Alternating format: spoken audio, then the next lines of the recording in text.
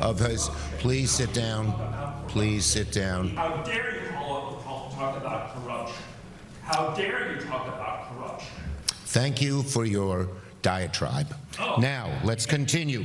Let's continue and let the people didn't come to hear you. Ladies and gentlemen, welcome back. So the Democrat Party continues to fall apart as a whole bunch of communist socialist individuals take over the party. But you have Democrat leaders like Chuck Schumer who's pretending as if nothing is happening. But the thing is, it's getting so bad where Chuck Schumer and the rest of the Democrats, they cannot ignore this problem anymore. The Democratic Socialists of America recently released their new platform. One of the things in that platform is to abolish the Senate and create a new unicameral House in Congress. Is this something Democratic Socialist candidates have been winning in races across the country? Is this something that has a place, this type of policy position in the The bottom line is Democrats from one end of the spectrum to the other are going to be working to defeat Trump, to bring down costs, to go after his corruption, and to end the chaos. So one of the things that these democratic socialists, communists, whatever they are calling themselves,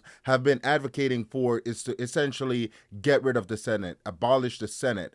And Chuck Schumer was asked about that, and he said that he wants to embrace everyone on the spectrum, political spectrum, to essentially defeat President Trump. But the thing is, President Trump is not the one who has to worry about these socialist, communist candidates, because here we have this guy up in Michigan, Al-Sayed, who essentially, he's a communist socialist candidate, and he's calling out Chuck Schumer directly. Come for me. See what happens. Come for me. Like, I know you keep coming, but like, you picked literally the least capable candidate in America, right? And then Chuck Schumer doubles down, and then AIPAC doubles down, and part of me is like, okay, look, if you think you can beat money out of politics, money in your pocket, Medicare for all, come.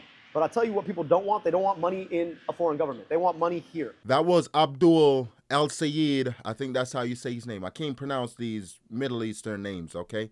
I'm sorry. But that was Abdul El-Sayed calling out Chuck Schumer directly, telling him to come for him, telling him to come and try to defeat him. And this guy, El-Sayed, is being backed by Bernie Sanders. But according to Chuck Schumer, he wants to embrace everyone on the political spectrum. And Abdul El-Sayed isn't the only one, because here we have Hunter Biden himself calling out Chuck Schumer. And this is to show you how fractured the Democrat Party is currently. Because if Joe Biden's son right here is calling out Chuck Schumer, you know how bad it is for the Democrats. Say whatever the I want.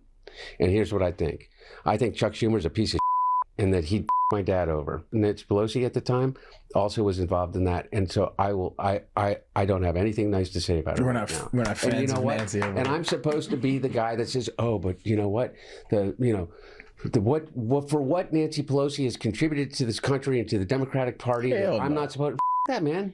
Schumer's already wounded, and Hunter's laying the wood to him on Barstool. Their generals are being disrespected. The revolution's coming right at them. So that was Joe Biden's son, Hunter Biden, going after Chuck Schumer, torching Chuck Schumer, because he's stating that Chuck Schumer and Nancy Pelosi had something to do with the destruction of his father's legacy. But I would argue that Joe Biden destroyed his own legacy. But I like to see these Democrats fighting it out. I think it's good for us to actually see that. But here we have another Democrat, because Chuck Schumer is not the only Democrat that's ignoring the issue going on with these communist socialist individuals. Because here we have Adam Schiff, Shifty Schiff, being asked about this issue. Take a look at his response. We've got a new poll out here at CNN tonight, which finds about just over a third, actually, of Democrats now identify as Democratic Socialists. 59% of them, right? So 60% are younger than the age of 45. Are you on board with this? Do you see this as, accept this, that this is where your party's going? And are you good with it? Look, I think we're a big tent party. I think we should be a big tent party, and I would rather be in that big tent in the majority than be a smaller party that is stuck forever in the minority. This is the reason why I think the Democrats are losing their party, because you have people like this guy, Adam Shifty Schiff. He's a senator, and he was asked about these socialists, these communists, And what he proceeded to say is that they have a big tent. He cannot stand up for himself and for the party to say that, well, we disagree with all these communists. But here's an interesting part. You have moderate voters, Democrat voters, who's looking at what's going on and saying, I want no part in any of this, which is bad news for Democrats. Since I'm a centrist, I don't like anything on the extremes on either side. So I'm pretty unhappy with things going farther to the left in the Democratic Party. And I think that when it comes to governing people, I don't see a lot happening when people are far on the left and far on the right. I think people need to be closer to the center to be able to work across parties and actually get something done. Yeah. Real quickly, Corey, your thoughts. I think that anti-Semitism has become extremely normalized. When the mayor of New York is addressing a country in the Middle East that's the only Jewish state in the world, I think it's just... he's trying to promote his own agenda, and it's fanning the flames of the divisiveness that's going on. So this right here is bad news for Chuck Schumer, Hakeem Jeffries, and the rest of them, because they're saying that they have a big tent, that they want to work with the radical communist socialist candidates. But at the end of the day, you have voters like these voters that's looking at exactly what's going on. And they're saying we want no part in that. And these folks, either they're not going to vote or they're going to vote Republican, which is good news for a lot of us. But here we have another Democrat, a congressman, actually, and I want to show you this. His name is Sri Tenadar or Tendori or whatever his name is. And he was asked about these socialist candidates, one of them that said they wanted to use the American flag to wipe their hands or to defile the flag, basically. And he could not bring himself to condemn those remarks. Watch this. Hello, Congressman.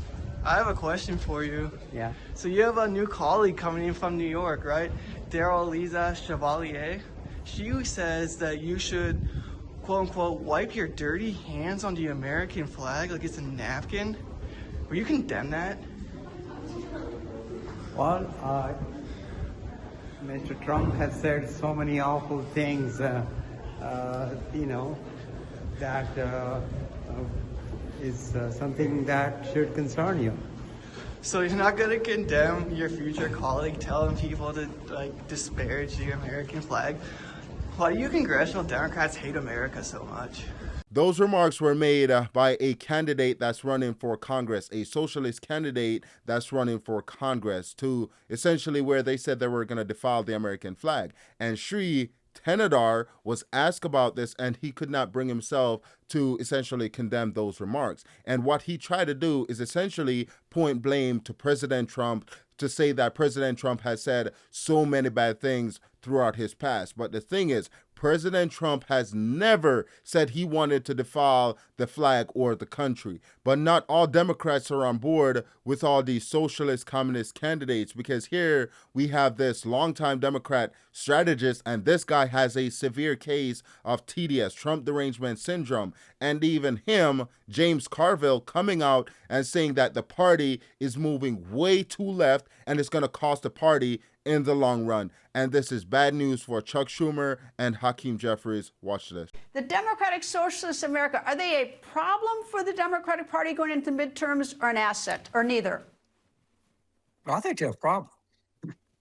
I think pretty clearly they're a problem. I think they're mostly urban oriented. I think they're way further to the left than the average Democratic voter. But yeah, I don't have any, yes, they are a problem. How does the Democratic Party how do Democratic candidates then back away from them? Well, they have a right to run. I wish they wouldn't use the word Democratic if they're so adamant that they're not Democrats. And think of a new word. Why do you want to, and why do you run in our primaries? Go do your own thing. So that was James Carville, a longtime Democrat political strategist. And if there's someone that the Democrats they should be listening to, is this guy. But by no means this guy is a Republican or anything like that, or moderate, because he has a strong case of Trump derangement syndrome. When I say it's pretty bad, it's pretty bad. But the Democrats, they should listen to him if they want to keep their party. And that brings us to the end of this video. Please let me know what you think in the comment section below in regards to this whole Democrat infighting. What do you think will happen to the Democrat Party? Also, please consider liking, sharing, commenting, and subscribing. And I'll see you in the next one.